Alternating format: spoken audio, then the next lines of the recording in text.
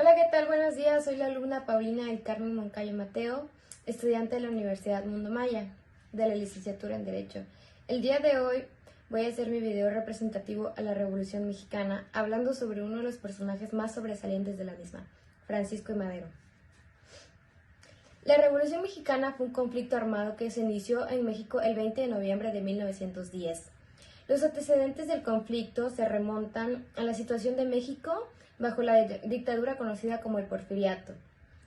Porfirio Díaz ejerció el poder en el país de manera dictatorial desde 1876 hasta 1911.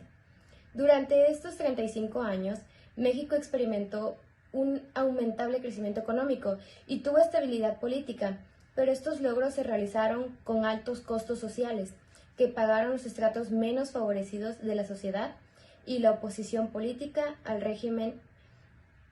Durante la primera década del siglo XX estallaron varias crisis en diversas esferas de la vida nacional que reflejaban el descontento de algunos sectores con el porfiriato.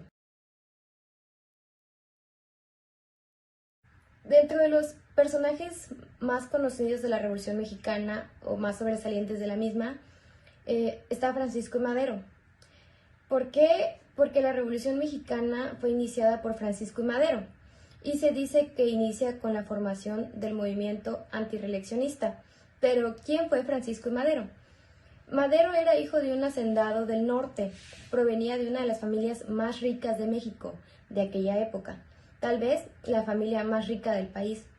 Madero a los 15 años terminó sus estudios en los Estados Unidos y después se fue a Francia. Se dice que ahí tuvo contacto con el espiritismo, que es una corriente espiritista. Vuelve a México a ocuparse de los negocios de su familia y se casa con una joven, doña Sara Pérez. Posteriormente conoce a los hermanos Flores Magón y los ayuda económicamente, aunque estaban en exilio. Los ayuda para seguir con su periódico Regeneración del Partido Liberal de 1901. Los ayuda porque cree que puede impulsar la lucha electoral, pero Madero se da cuenta que era imposible combatir democráticamente al sistema, pues en el porfiriato Madero se da cuenta que existía una clase media que no podía desarrollarse. Se preparó ideológicamente para el cambio, escribió la Asociación Ideológica. Y para entrevistarse con Porfirio Díaz, políticamente se preparó con una red de apoyo que extendió a nivel nacional. Y económicamente se preparó vendiendo sus propiedades, todo ello para su movimiento. Y moralmente también se preparó con sus creencias espiritistas.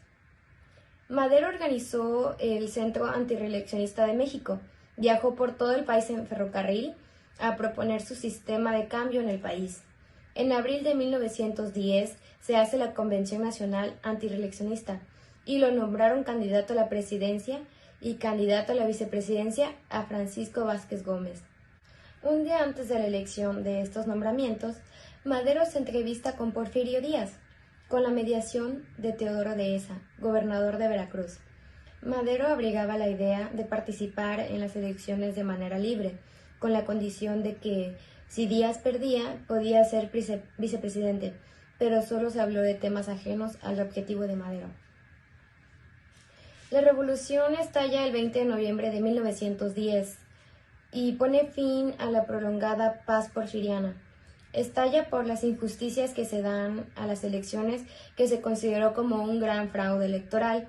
La revolución se dividió en diferentes movimientos: el movimiento campesino del estado de Morelos con Emiliano Zapata, movimiento sociopolítico a la zona norte con José María, el magonismo en Chihuahua con Abraham González, Pascual Orozco y Francisco Villa, hasta la culminación con los tratados de Ciudad Juárez con los que se firmó la paz. Recordar que el plan de Madero era el Plan de San Luis, en el que posteriormente quedaría como presidente interino Francisco León de la Barra, en el que habría divisionismo. Finalmente, Francisco Madero se coloca como nuevo presidente electo el 6 de noviembre de 1911, pero con un gabinete porfirista.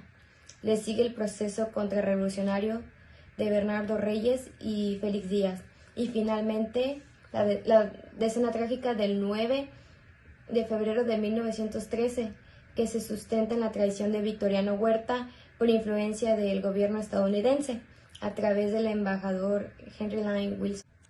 Al final de este pasaje, y para justificar su golpe de Estado, Huerta, a la noche del 22 de febrero, mandó a trasladar a Madero y a Pino Suárez a la penitenciaria del Distrito Federal, donde ambos fueron asesinados. Actualmente no existe un consenso sobre cuándo terminó el proceso revolucionario. Algunas fuentes lo sitúan en 1917, con la proclamación de la Constitución mexicana, en 1924, con la presidencia de Plutarco Elías Calles, o en 1928, con el asesinato del reelecto presidente Álvaro Obregón. Incluso hay algunas fuentes que aseguran que el proceso se extendió hasta los años 1940. Una de esas fuentes fue Alfonso Taracena.